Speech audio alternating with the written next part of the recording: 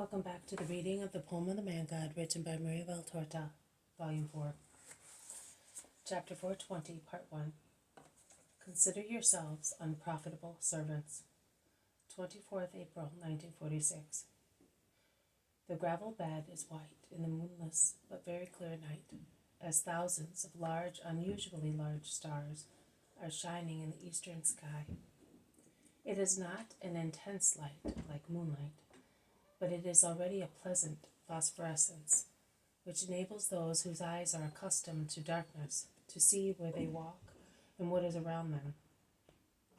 Here, on the right-hand side of the wayfarers, who are going up northwards along the river, the mild starlight shows the vegetable border made by canebrakes, willows, and then by tall trees, and as the light is faint, they look like a compact, continuous wall, without any interruption, impossible to penetrate, with a gap where a stream or torrent bed, completely dry, draws a white line that runs eastwards and disappears at the first curve of the tiny tributary now dried up. On the left-hand side, instead, the travelers discern the glittering waters that flow down towards the Dead Sea, grumbling, sighing, rustling, quiet and serene.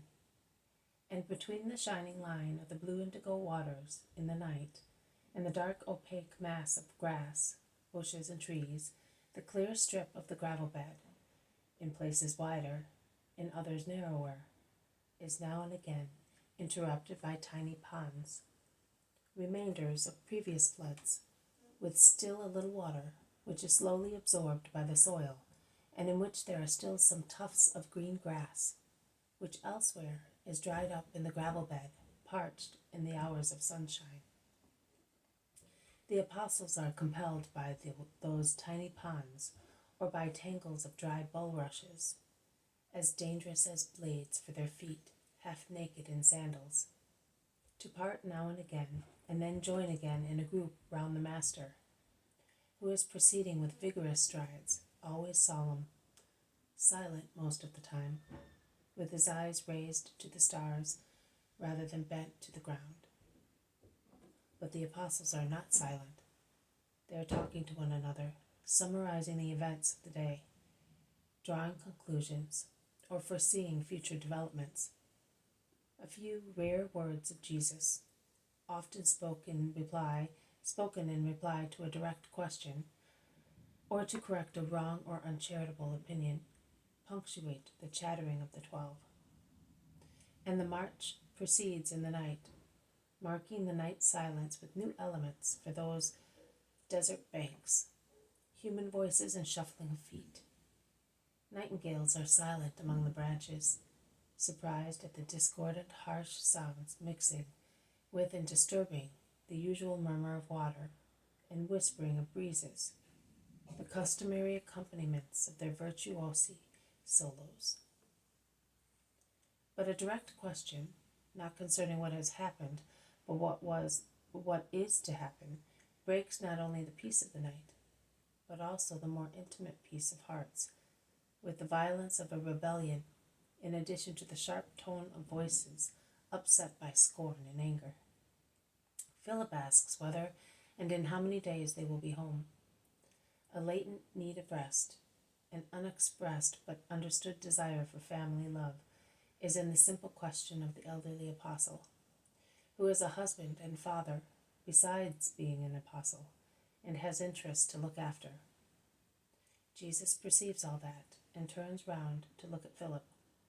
He stops, waiting for him, as Philip is a little behind with Matthew and Nathanael, and when he is near, he embraces him with one arm, saying, "Soon, my friend, but I ask you to be kind enough to make another small sacrifice, providing you do not wish to part from me before." "Me? Part from you? Never." "Then I will keep you away for some time from Bethsaida. I want to go to Caesarea on the sea via Samaria. On our way back, we will go to Nazareth, and those who have no family in Galilee will remain with me. Then after some time I will join you at Capernaum. and I will evangelize you there to make you even more capable. But if you think that your presence at Bethsaida is necessary, you may go, Philip. We shall meet there. No, Master, it is more necessary for me to stay with you. But you know, home is sweet, and my daughters. I do not think that I will have them very much with me in future, and I would like to enjoy a little of their modest kindness. But if I have to choose between them and you, I choose you, and for many reasons, ends Philip with a sigh. And you are doing the right thing, my friend, because I will be taken away from you before your daughters. Oh, Master, says grievously the apostle. It is so, Philip, concludes Jesus, kissing the temple of the apostle. This has been a reading from the poem of the Man God, written by Maria Valtorta, Volume 4, Chapter 420, Part 1. Consider yourselves unprofitable servants. Thank you for listening. I will see you tomorrow. May God bless you, and may peace be with you.